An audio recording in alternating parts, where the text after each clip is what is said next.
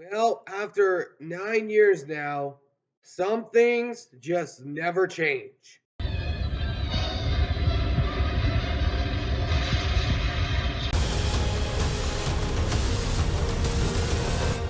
Let's talk football.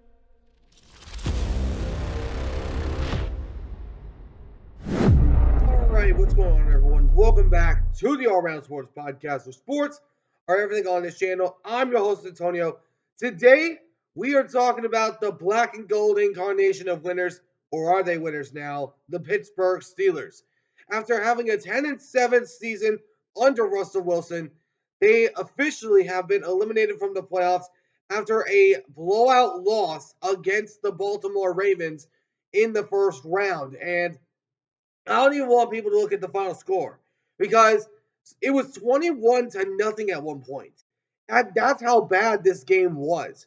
But primarily, the main storyline was the Steelers once again getting folded by the Baltimore Ravens.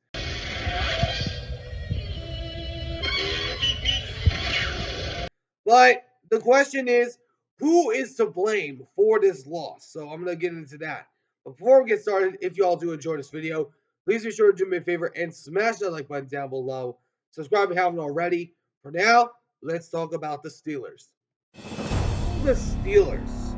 I mean, everything that could go wrong for this team did go wrong for this team.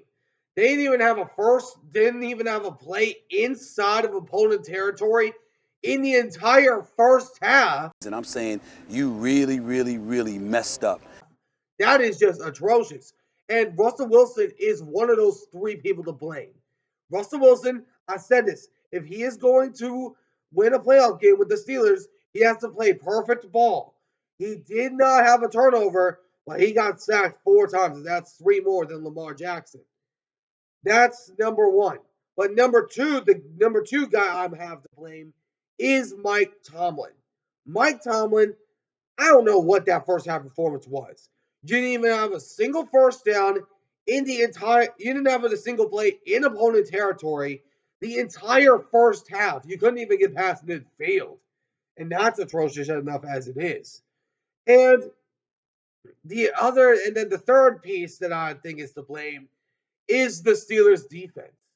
I mean, what were you even doing? Were you taking a nap? Was TJ Watt smoking on weed? Because he did not appear to show up the entire game. He didn't record for a single sack. He had 2 missed tackles. Where was TJ Watt even? And on one play, he tackled the wrong guy. He tackled Derrick Henry when Lamar Jackson was going out. When yours considered to be, quote unquote, the best player on your team, you need to be able to show up. And TJ Watt, don't look now, but he's looking a little washed. But a performance by the Steelers was so atrocious that their fans are just sick to their stomach.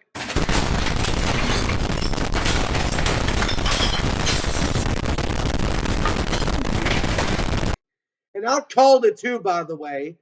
The Steelers, I said this a multitude of times throughout the season. If there was going to be someone to blame for the Steelers in the end of the season, if they couldn't get past the playoffs, was going to be Russell Wilson and Mike Tomlin. The offense could not get anything moving. The only guy that made a contribution was George Pickens. But you got like 10 to 11 guys pending free agency. You got notables like Russell Wilson, Justin Fields, Najee Harris, Van Jefferson. You got Deontay Jackson, and also along with a few other guys pending free agency. But this team, I said this, they don't know how to lose right. When they've been looking for a quarterback for a few years, they don't know how to tank. Because Mike Tomlin, although he's a good head coach, he does not know how to lose. And this is something that both annoys me as a fan to watch this team. And because, one, I do not like the Steelers because they constantly win and are constantly in the playoff picture. One. Number two, they need a quarterback. And you're not going to get one of those top 5, top 10 picks. And all the good quarterbacks in this year's draft are pretty much going to be gone before you know it. You might go out there and get maybe like a Kyle McCord, maybe a Drew Aller, maybe a Jackson Dart. This team needs to learn how to tank because the fact is they had 299 yards rushed on them. That is a crazy number. I'm going to say it again.